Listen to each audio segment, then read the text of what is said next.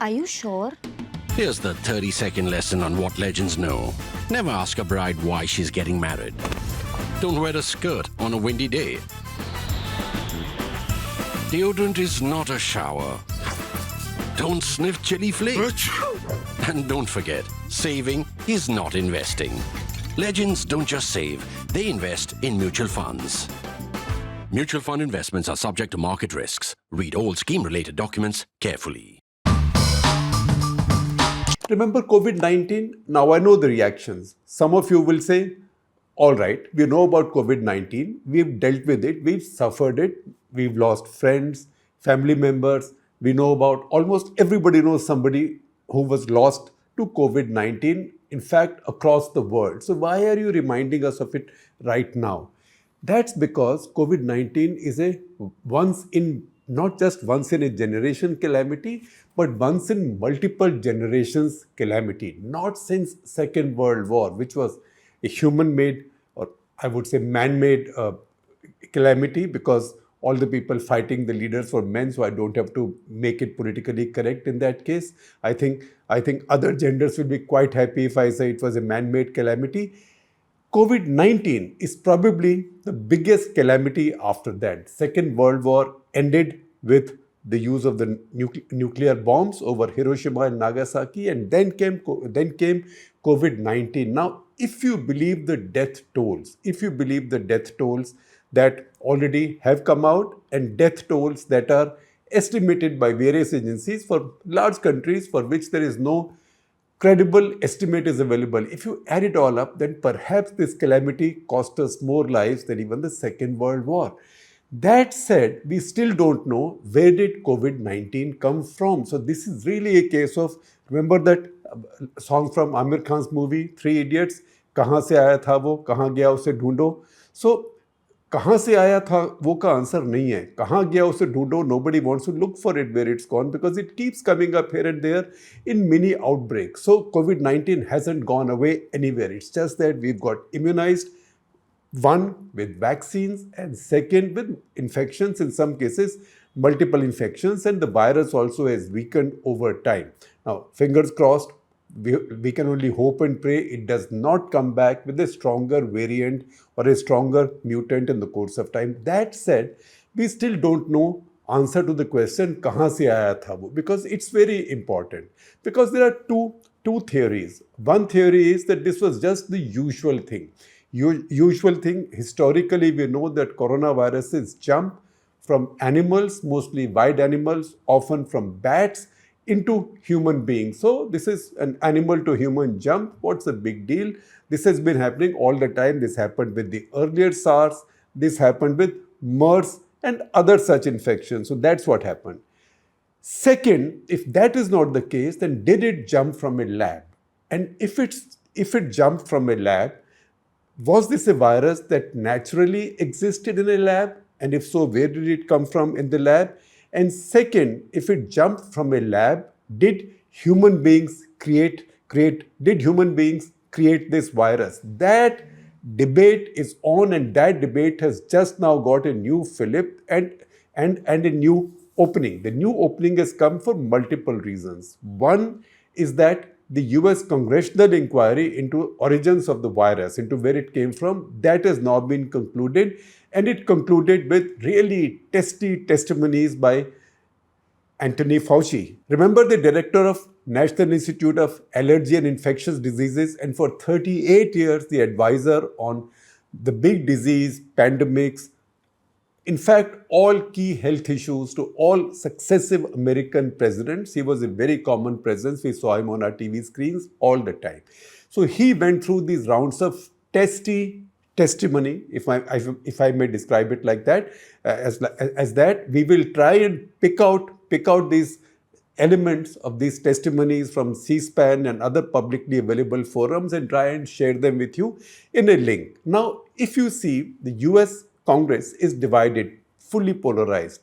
Democrats are on one side, they are on Anthony Fauci's side, but by implication, they are also indicating that the virus must have emerged naturally and there cannot be any conspiracy theory about it, or that any suggestion that the virus came from a Chinese lab is a conspiracy theory. The Republicans, on the other hand, have the other extreme view, as you would expect. In fact, the extreme Republican view is reflected by Representative Congresswoman Marjorie Taylor Greene of Georgia, obviously Republican, who told Anthony Fauci, "You belong in prison," right? She said that. At the same time, Raul Ruiz, Democrat of California, he said there's nothing to suggest anything was hidden, and there is nothing about the extreme allegations. Extreme allegations mean that Anthony Fauci worked with an American organization, that is EcoHealth Alliance.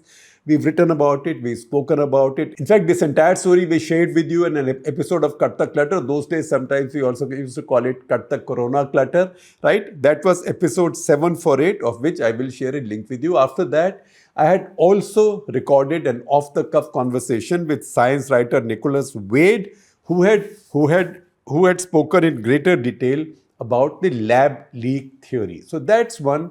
Anthony Fauci obviously said that he did nothing wrong, that he hid nothing, because one charge against him is that his institution hid some emails from the inquiry committee or inquiry officers, hid some emails which should have been disclosed. Now, the fact is that some of these emails are not exactly talking about his dealings with EcoHealth Alliance and EcoHealth Alliance's funding of the Wuhan Virology Lab, where research on these viruses were going on, and from where the lab leak theory suggests the virus exchanged after the virus had been engineered in the lab or allegedly engineered in the lab through gain-of-function research. Gain-of-function research is also something that we spoke about in detail in episode 748. That means you change the genetic character of an organism in such a way that increases its pathogenicity. That means its infectiousness, the seriousness of the disease it causes.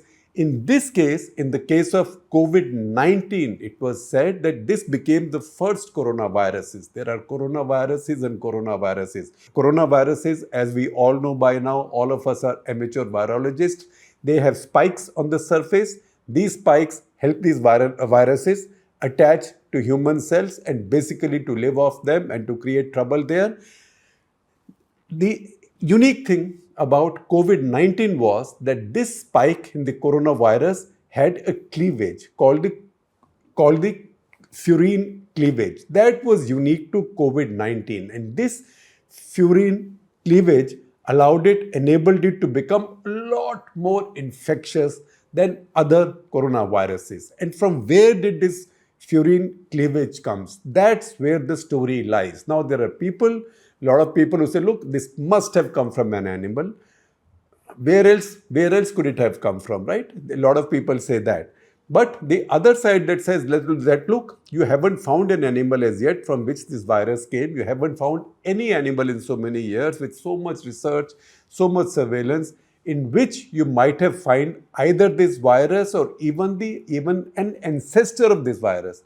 In that case, and while you have so many coronaviruses in the world, all documented, all listed, all catalogued, how come there is only one? There is only one that has this furin cleavage. And that's what leads to their conclusion that this furin cleavage was probably added to this virus during experiments or during scientific work at the Wuhan Virology Lab, because that lab was working on creating, you might call it more deadly viruses, but different kinds of viruses. And there was also, in fact, a proposal, and I will come to that in a minute, that talked about creating a coronavirus with furin cleavage. I will come to that. So the first thing is Dr. Fauci's testimony has been going on. It's now been concluded. It was quite rough. And in the hearings, he said that it is molecularly impossible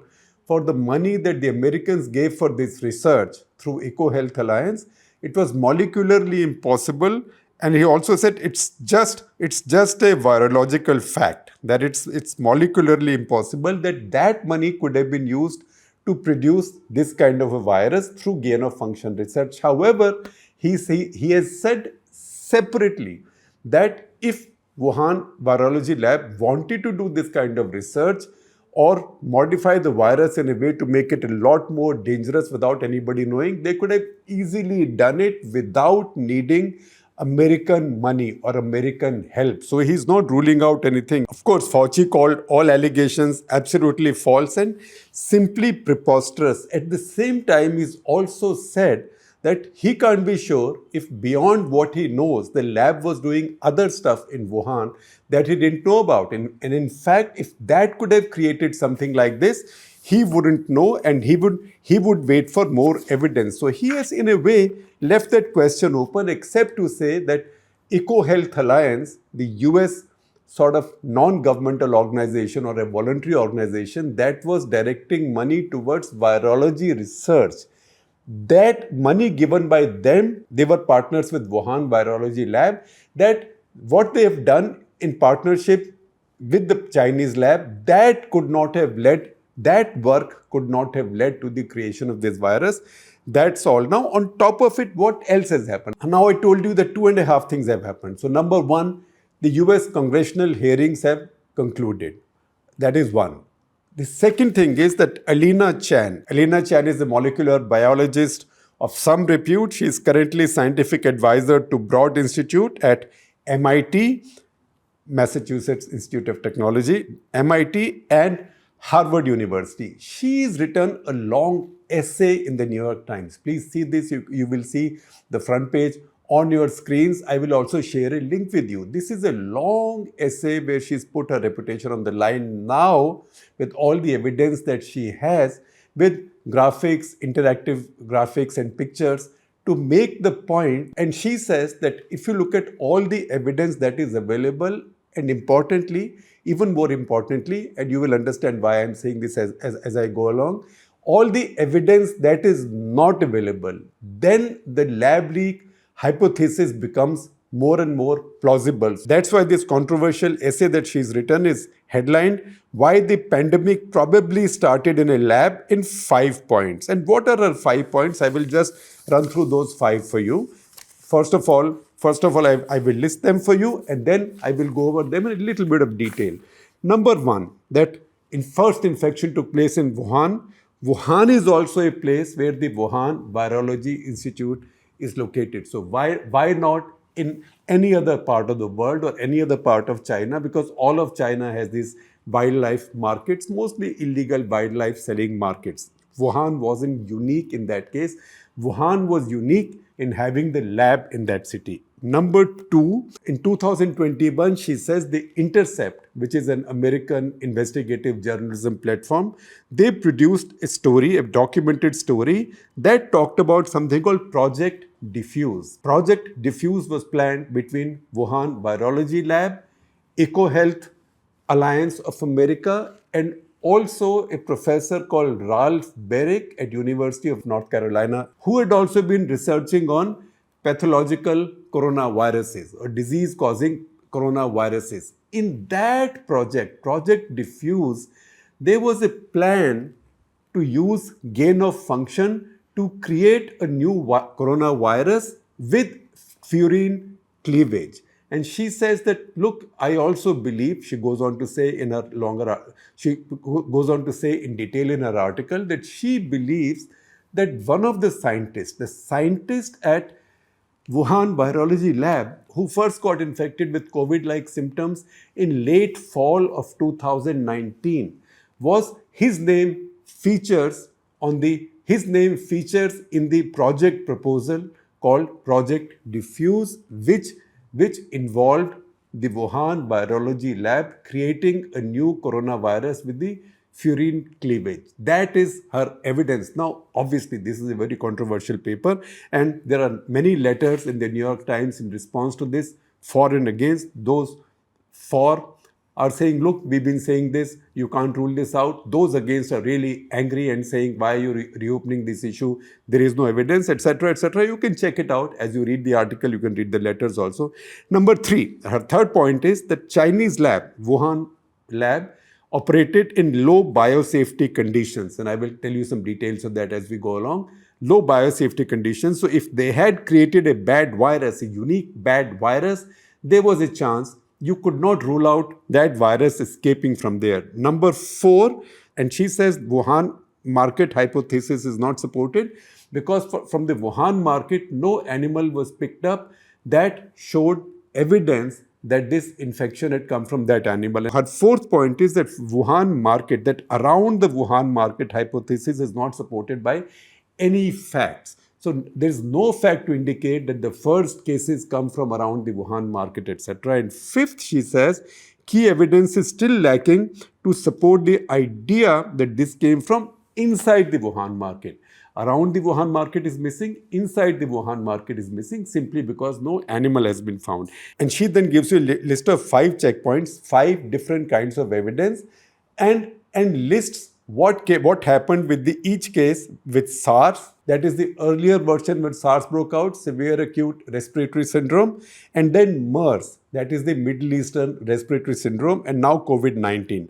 So number 1, infected animal found. In the case of SARS, yes. In the case of MERS, yes. In the case of COVID-19, no. Number 2, earliest known cases of the infection were among animals. SARS, yes. MERS, yes. COVID-19, no. 3, antibody evidence found either in animals or animal traders. SARS, yes. MERS, yes. COVID-19, no. Again, ancestral variants of the virus found in animals. SARS, yes. MERS, yes. COVID-19, no. And 5th, documented trade of host animals between areas where bats carry coronaviruses closely related to COVID-19 and the outbreak site, which means did you find any animal in the outbreak site in Wuhan that may have been brought in from areas where such coronaviruses are found? Those 2 areas in China, in fact, the only area in China was Yunnan, that's 1,000 miles away. 1,000 miles away from Wuhan. And the other area from which they found sort of similar viruses in bats, although not exactly the same virus, was in Laos, which was 1,900 miles away. You can convert that into kilometers. So when she sees these 5 questions, the answer to both for SARS and MERS is yes, yes, why and why. The answer to each of the 5 in the case of COVID-19 is no. Then we come to the question of what is historical and what is logical. So historically, we have seen that viruses have jumped from animals to humans. If all these 5 pieces of evidence are not present, then something new is more plausible. For that something new, you apply what is called as the principle it's a philosophical principle that we've talked about earlier. In fact, I used it in one of my earlier national interest columns before the 2019 elections, talking about whether Narendra Modi will come to power again or not. And I had said, if you apply Occam's razor, looks like he's quite comfortable on the eve of the 2019 election. Occam's razor means that if you have a complex question which has many variables, many elements, and if to arrive at a particular answer, you have to examine too many elements and too many questions, then the simplest answer tends to be the most correct answer. So the simplest answer in this case seems to be that this was a lab leak. That is the Occam's razor principle. That is the application of the Occam's razor principle in this case. Now, Alina Chan, she's also written a book. She's co-author of Viral, The Search for Origin of COVID-19. So she's somebody who's been hunting for this virus or the origins of this virus for some time. She said in her point number 1 that the virus emerged in Wuhan. Wuhan is where Shi Zhengli, the Chinese virologist, who's also sometimes called the Bat Woman, she was hunting for SARS-like viruses for years, and she was sending researchers to find bats thousands of kilometers away to Southeast Asia because Chinese bats mostly did not have viruses like this.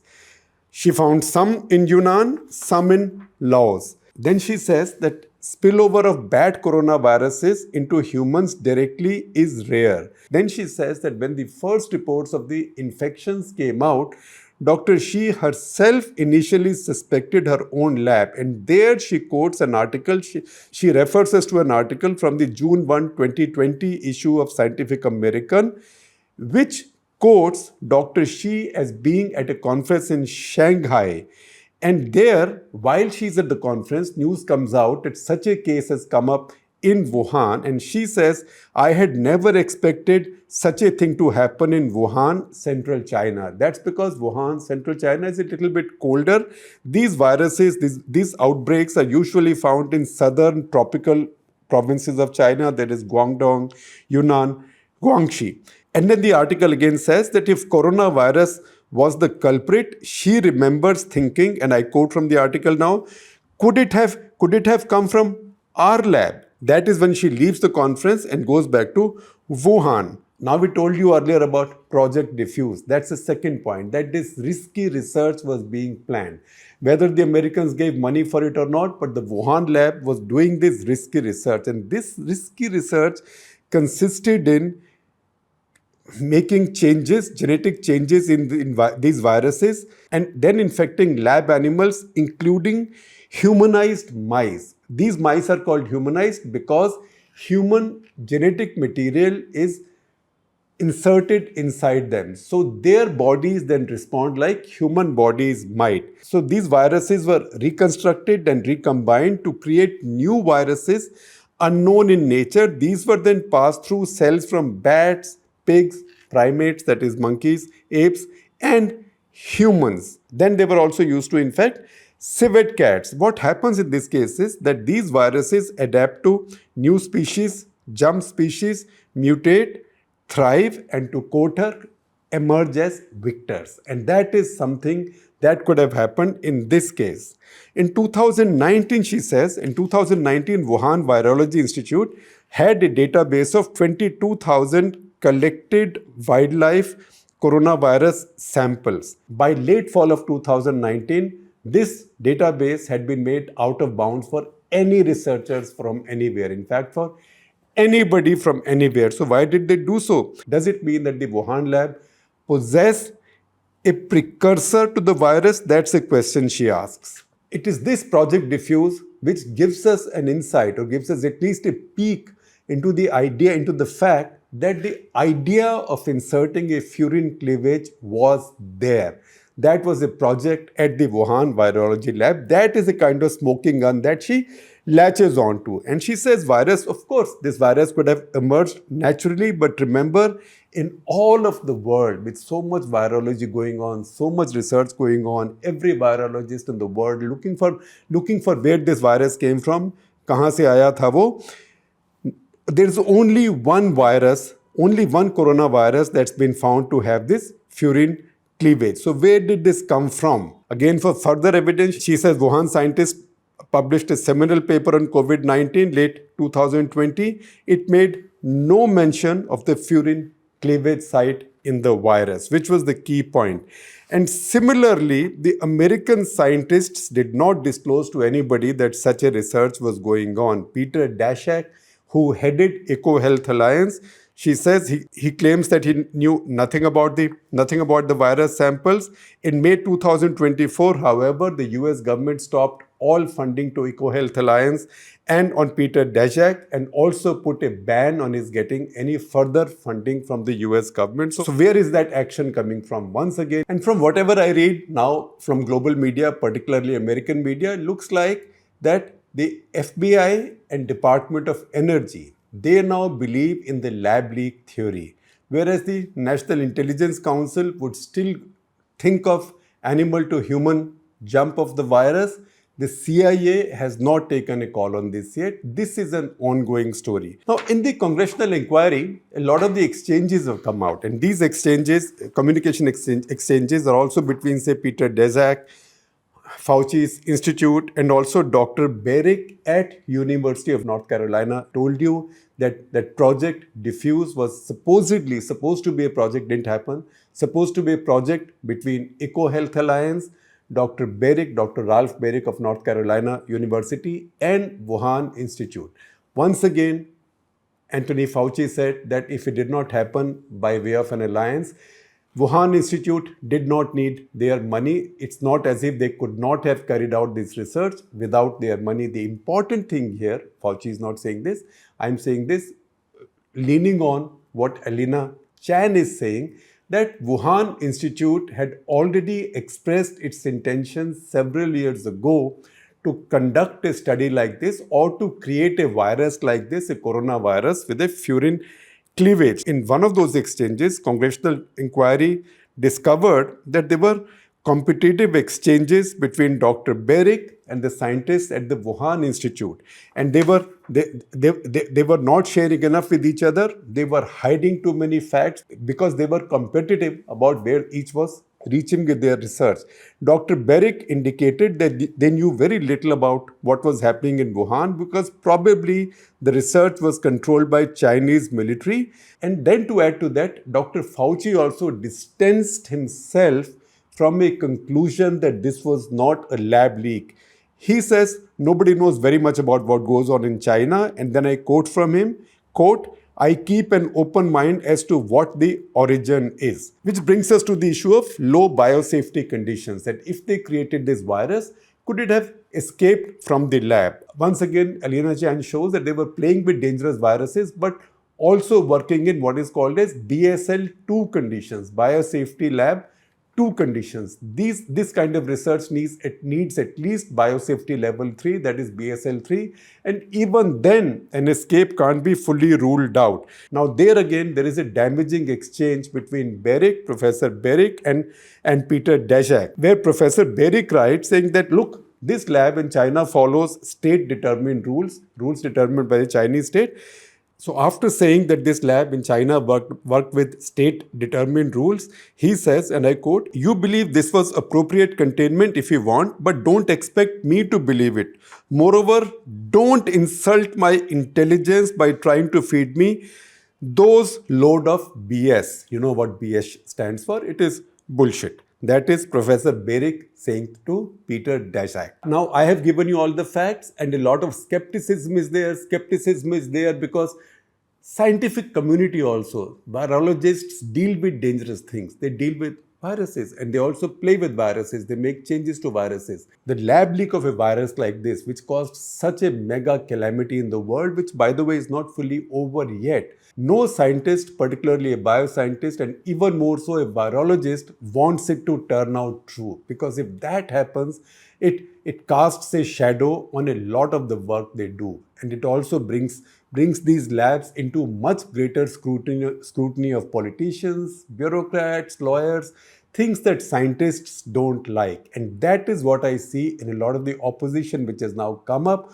also to Alina Chan's, what I might describe as her brave essay. The best thing this has done is, this has reopened a discussion which was dormant for some time. And this has come exactly at the same time as the US congressional hearings. Because one thing you can say from all of this, that Chinese have been very, very opaque with data and facts. Something happened out of a Chinese city from close to a Chinese virology lab. A virus emerged somewhere there that destroyed so much of the world. So the minimum the Chinese owe to the world is to be transparent about what happened and allow a proper research. And unless they allow it, suspicions will persist and you can't then dismiss everything, every suspicion, particularly suspicions based on a lot of scientific data like this, as mere conspiracy theories.